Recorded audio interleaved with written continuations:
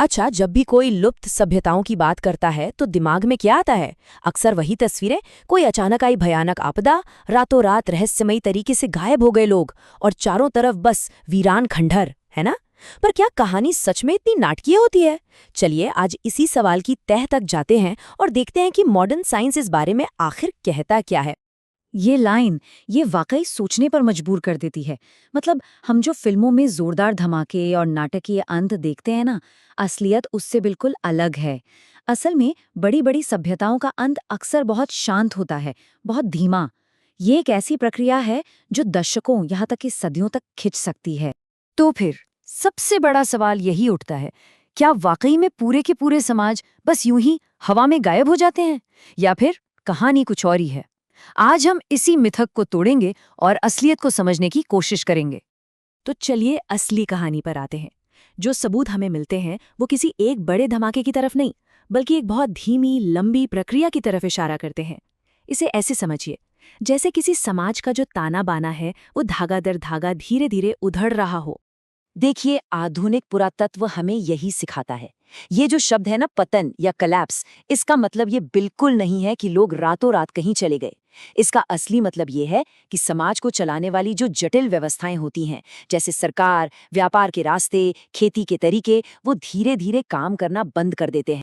अब इस स्लाइड में जो बात वाकई दिलचस्प है वो ये है कि किसी भी सभ्यता का पतन किसी एक वजह से नहीं होता। ये अक्सर इन सभी दबावों का एक बहुत ही खतरनाक कॉम्बिनेशन होता है। सोचिए, एक तरफ मौसम बदल रहा है, दूसरी तरफ रिसोर्स खत्म हो रहे हैं और ऊपर से एक ऐसी सरकार है जो बदलते हालात के हिसाब से खुद को ढाल ही नहीं पा रही।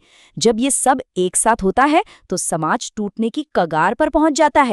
ठीक है, थ्योरी तो बहुत हो गई। अब कुछ असली दुनिया के उदाहरण देखते हैं। ये केस स्टडीज हमें बताएंगी कि ये प्रक्रिया असल में दिखती कैसी है और ये अचानक गायब हो जाने वाले मिथक को तोड़ने में हमारी बहुत मदद करेंगी। सबसे पहले अक्कादियन साम्राज्य को ही ले लीजिए। आमतौर पर क्या कहा जाता है कि इनका अंत बड़ा रहस्यमयी था, अचानक सब खत्म हो गया। पर असलियत क्या है? विज्ञान बताता है कि उनके पतन का सीधा कनेक्शन करीब 2200 ईसा पूर्व में आए एक बहुत बड़े और अचानक सूखे से था। जब पर्यावरण ही बदल जाए तो उस पर टिकी सभ्यता का खतरे में पड़ना तो लाजमी है। इसी तरह सिंधु घाटी सभ्यता के बारे में भी बहुत लंबे समय तक यही माना जाता रहा कि किसी बाहरी हमले ने इसे खत्म कर दिया। पर अब हम जानते हैं कि यहाँ भी कहानी पर्यावरण की ही है। किसी एक जंग ने नहीं, बल्कि जीवन देने वाली नदियों के रास्ता बदल लेने और क्लाइमेट चेंज जैसे फैक्टर्स ने इस महान सभ्यता को धीरे धीरे पतन की ओर धकेला। और माया सभ्यता का पतन शायद ये सबसे मशहूर उदाहरणों में से एक है। पर यहाँ जो सबसे जरूरी बात समझने वाली है वो ये है कि माया लोग गायब नहीं हुए थे। जो चीज़ ढह गई थी वो थी उनकी राजनीतिक व्यवस्था। भयंकर सूखे और आपसी तनाव की वजह से उनके बड़े बड़े शहर जरूर खाली हो गए, पर लोग जिंदा रहे और उन्होंने जीने के नए तरीके खोज लिए। और आखिर में ईस्टर आइलैंड। इसकी कहानी अक्सर एक चेतावनी की तरह सुनाई जाती है कि कैसे लोगों ने अपने ही घर को बर्बाद कर दिया। हाँ, रिसोर्सेज का गलत इस्तेमाल कहानी का एक हिस्सा जरूर था, पर यह पूरी कहानी नहीं है। बाहरी दुनिया से उनका संपर्क और दूसरे कई जटिल फैक्टर्स ने भी उनकी किस्मत तय करने में एक बड़ा रोल निभाया।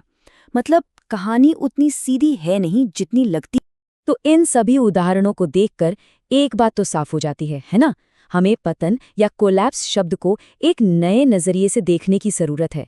ये किसी चीज का अंत नहीं है, बल्कि एक तरह का बदलाव है, एक ट्रांसफॉर्मेशन है। ये स्लाइड देखिए, ये इन सारी केस स्टडीज का एक बेहतरीन निचोड़ है। यहाँ एक पैटर्न साफ साफ उभर कर सामने आ रहा है। सही कहा ना?